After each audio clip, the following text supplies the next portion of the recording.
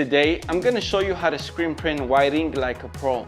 Full process, step by step. But let's be real, white ink can be a nightmare if you don't know how to handle it. One of the main problems, the ink is too thick. Sometimes it literally feels like a rock in the container. Another main problem, your print looks faded. Like, where's the vibrancy? Another common problem, fibrillation. Those annoying little shirt fibers that pop through your print and ruin that smooth look. I've been screen printing for 6 years and I have dealt with all these problems at first hand. But I've also found a method that actually works. It's consistent, clean, and it has made a huge difference in my prints. So if you're dealing with any of these issues, you're in the right place. Before we get into how, let's talk about why white ink matters so much. Out of all the inks that we use, white ink is pulled out the shelf 5 times more than any other. Why? Because it's doing double duty or triple, really. We use it in 90% of our color mixes. It's the go-to underbase for printing on dark garments. On top of that, the white ink just looks good. It matches with everything, which makes every customer's favorite choice. So if you're gonna master one ink, it's this one. Oh, I don't know why I do this to my knees. All right, and here's everything you need to get started. First up, white ink, of course. And if you guys didn't know, 99% of the time, I work with Plastisol inks. So that's everything you're gonna see in my videos. I get this one from Screen Print Direct. I'm gonna add the link in the bio. And if you guys use the code MiloPrints10, you get a 10% off. It's not a lot, but it's something, right? You will also need a screen, a squeegee, a spatula, an empty container, a scale, optional, but super helpful if you want consistency, and of course, a screen printing press. Now, that can be a full commercial press like this one I'm using here, or even a solid beginner level press. But don't stress about equipment, just work with what you have. Here's a big one. You can avoid so many white ink problems just by picking the right mesh screen for your project. Seriously, this one step can make the difference between a clean, vibrant print and one that looks rough, patchy, or overloaded. So I'm gonna break down what mesh count I recommend for white ink and why, just so you won't be wasting your time fighting your screen when the problem is just the wrong setup. Now, every print is different, so your setup will change depending on your design. Some prints are bold and blocky, others are detailed and fine. But here's a standard rule of thumb when it comes to mesh count for white ink underbase. For underbase prints, I usually recommend a 110 or a 156 or a 160. Different companies have different mesh counts, but they're around the same thing for 2 main reasons. First, lower mesh counts deposit more ink, which gives you a brighter, more vibrant base. That's exactly what you want when layering colors on top. Second, white ink is naturally thicker than most color ink, and lower mesh makes it way easier to push that ink through the screen. Now, a common mistake that I see is people using high mesh for an underbase.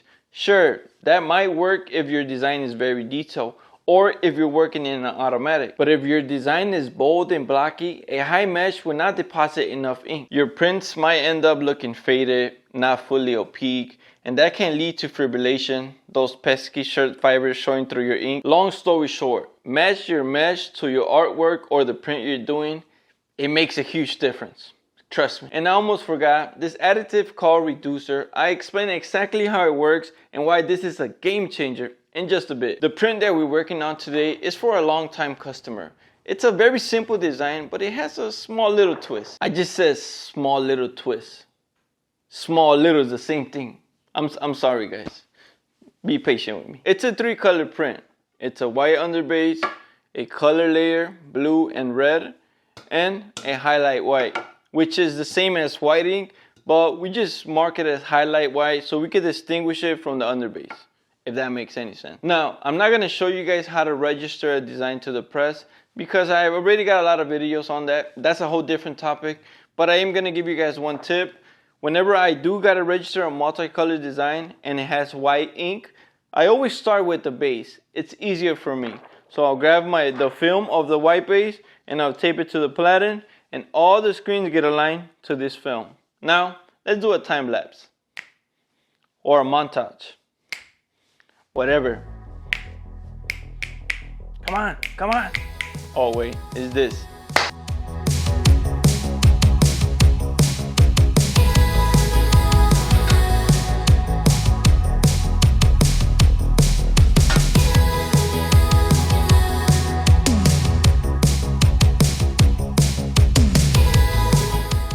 here's another important tip when setting up. Make sure your off contact is dialed in. A good rule of thumb will be around 1/8 of an inch. That's the thickness of a quarter. But just keep in mind that these numbers can change depending on the thickness of the garment you're printing on. If you're new to the term off contact, it's just the space between the screen and the platen. It might seem like a small detail, but it makes a huge difference. The right off contact will prevent smearing, give you a smoother, more even ink deposits, and give you better control over your print quality. So before you lay down any ink, take a second to check that gap. It's one of those little things that can make or break your print. Alright, let's get into the main topic, and that's white ink. Like I mentioned before, white ink is much thicker than other inks, which means temperature really matters. It works the best when your workspace is at room temperature, somewhere between 68 Fahrenheit and 76 Fahrenheit. If your shop is cold, then the ink will literally feel like a rock. And yeah, you can still work with it under 68 Fahrenheit, but it won't be as smooth. You will feel it on your elbows and your wrists. And trust me, that's a workout you don't want. So here's the move. Keep your ink storage in a room temperature space. For me living in Chicago, it's often below 60 from September all the way to May. Since my garage gets cold during those months, I keep my inks in the basement. Then when I'm ready to print, I just take them out, bring them to the shop. It's a simple fix, but it makes a huge difference. Just doing this can help you avoid that thick, hard to use ink and start with something much more workable. Alright, let's talk about prepping your white ink. And this step is super crucial because it determines on how smooth your print looks. So pay a lot of attention. Before I open the container, I like to warm it up just a bit. I set it under my flash for a couple minutes. Nothing crazy, just enough to loosen it up. Now, we're just warming up the ink. We're not cooking it. This is not a cooking channel. I didn't really have to because I had it in the garage, but it was just for the video. Sometimes where you store it, it's a little bit cold, and this helps you speed up the process, I guess. Now, white ink is very scandalous, so I will recommend to wear some gloves because, you know, it gets in your hand, then you start touching everything. Just to prevent more problems, wear some gloves if you have some. Got these from Amazon, so yeah, not that expensive. All right, let's open up this container. You can open it with the spatula, super easy. As soon as we open it up, I want you guys to notice the texture on how thick it is. But there's an easy, fast solution for this. We stir the ink up for a good 2 to 3 minutes. This helps break it down and gives you a smoother, creamier texture right from the start. But let's say you warm up your ink and you stir it up and it still feels rough and thick. Well, this is where this bad boy comes in play. It's called the curable reducer. This helps make your ink thinner, which makes it smoother and easier to work with, giving you that soft, buttery, smooth feel. That was probably a lot, right? But it's a game changer, and I do highly recommend it to have it in your shop. You could also find this at Screen Print Direct. Now here's where the scale comes in play. And there's a simple formula for this. You use 2 to 5% of the ink's weight is the recommended starting point. Now, to simplify the formula in case you feel kind of confused, it's very simple. If you add 100 grams of ink into this container, all you have to do is add between 2 grams and 5 of reducer to the ink and stir it up. And that's just a starting point. It's very simple. But to be honest, I rarely measure. I just go by feel. I add a little bit at a time. I stir, check the texture. If it doesn't feel right, I add a little bit more. And I just keep going until I get it right and it looks right to me. Caution, don't go overboard with the reducer. Because if you add too much to your ink, it's going to make it too thin, which is going to kill the opacity. So when you start printing, the prints are going to look faded or see-through, transparent. That's not what we want. We want our prints to be bold, bright, and vibrant. So I'm gonna add a little bit of reducer here. This is how you add it.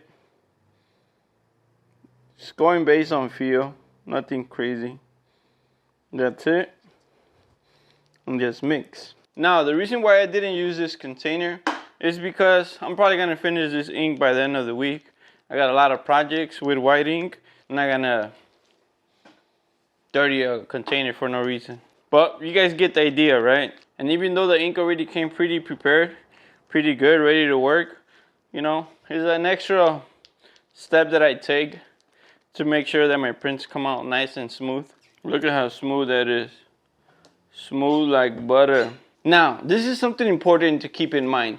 Even if your ink is a little thick, you can still get away with it if you're using a low mesh screen, like a 110 or a 156. That lower mesh will still let the ink through and give you a decent coverage. But if you're using a high mesh count, then thick ink can become a real problem because the ink won't go all the way through, leaving you with faded prints and sometimes even leading to fibrillation because the surface will be uneven. So once again, it's all about balance. Use low mesh for thicker inks and underbases, and use high mesh for smoother inks and high detail design. So my test print came out great. And that's it for today, guys. My wife wants to go to the movies to see King of Kings, so I'll see you guys tomorrow. Top of the morning, mate. The movie was great, highly recommend it. Now let's get back to work. So here's the deal. I left my ink sitting here overnight and the shop got cold, so my ink got thick, big time. But no stress, I'm gonna show you 2 easy ways to bring it back to life and get it smooth and workable again.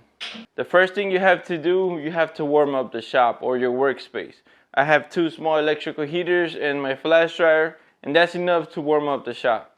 Now, one of the ways to warm up your ink, you turn on your flash, you put your platen underneath your flash, you let it warm up for a couple seconds, and then you take it out and you grab your screen and you hover over the platen.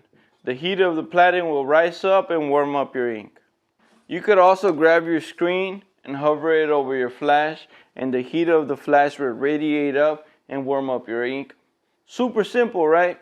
No fancy tricks, no nothing.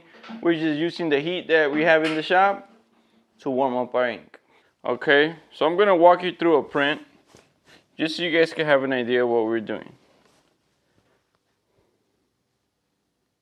We're gonna warm up the shirt just a bit. Now, before I start printing, there's 2 things I want you guys to pay attention. First thing, my platens are already warm, so this helps me speed up the process because the heat of the platen rises up and it helps me cure my inks or flash my inks. And second, I like to warm up my t-shirt in the beginning for a couple runs. This helps me keep my ink warm and loosen it up just so I can start building a good flow. If that makes any sense. I hope it does. Alright, let's print underbase. And we're gonna be pulling. I'm gonna be pulling the ink. Boom. Close up. That's the underbase. And we're gonna hit it. We're gonna put it under the flash dryer for a couple seconds. Now, make sure that when you flash your ink, you don't overcook it because that could also lead to fibrillation. So this is beautiful, perfect. Now we're gonna give it some color. Now, the last print is gonna be a highlight white. I am using a 200 mesh. The reason why I'm doing this here is because it has a little bit of effect. It has a little bit of halftones around the print. So yeah, let's just do 2 pulls, slight pulls, boom. Now, it's time to cure the t-shirt. And here's the reason why I love working with these inks. They cure at 260, so that also speeds up the process. And it doesn't burn my t-shirt. Since I don't have a conveyor dryer, I use a flash dryer, so boom, boom, boom. Fantastic. Boom. Order. But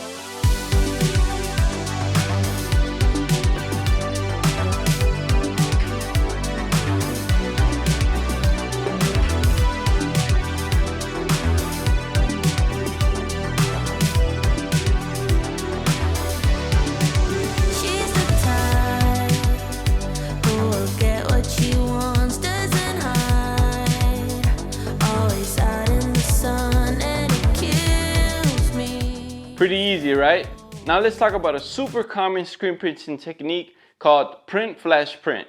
This method works great for both designs and it's super simple. You print your white underbase, you flash it, then you go back with the same screen and you give it another pass. That's it, honestly, and it works very well. But here's the catch. Since you're printing 2 heavy thick layers of ink, print flash print can leave a rough, heavy feel on the t-shirt, especially if you're working with soft garments. It could also cover small details in your design if you're not careful. Luckily, there's a couple easy fixes for these problems. If you want to avoid a hard, heavy feel and you normally print with 110 mesh, bump it up to 156 mesh or 160. It's not like a huge difference, but it helps you deposit a thinner layer of ink on the t-shirt while still keeping a nice vibrant look. Now, if you're doing a print flash print on a high detail design, I like to undercut my design by a point. That tiny offset helps keep the white ink from bleeding over and losing the crisp edges of your details. So print flash print is super effective, especially on big bold designs.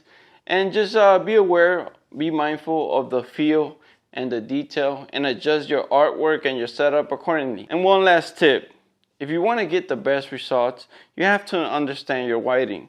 For example, this whiting is 100% cotton, so it's going to look the best and work the best in 100% cotton t-shirts.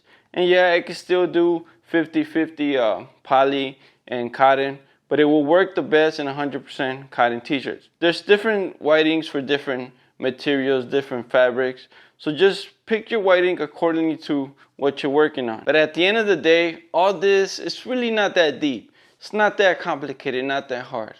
Because at the end of the day, all this is just repetition after repetition after repetition. For every setup, you're gonna do the same thing and do the same thing. So you'll get the hang of it in no time. Hopefully this video was helpful.